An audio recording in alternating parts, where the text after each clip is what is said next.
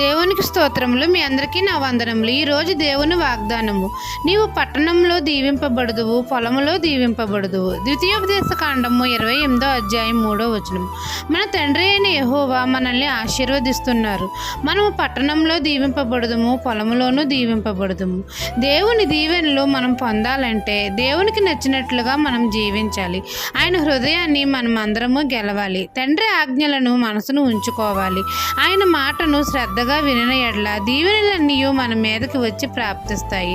దేవుడు భూమి మీదనున్న సమస్త జనముల కంటే మనల్ని హెచ్చించి గొప్ప చేస్తాడు. యెహోవా కటాక్షము మనపై కలుగుతుంది. అప్పుడు మనము పట్టణంలో దీవింపబడతాము, పొలములోనూ దీవింపబడతాము. దేవుడు మనల్ని గొప్ప జనముగా చేసి దీవించి ఆశీర్వదిస్తాడు. ఈ దిన వాగ్దానము నా జీవితంలో నెరవేరాలని కోరుకుంటూ దేవుని సువార్త పరిచర్యలో మీ సహోదరి. ఆమెన్.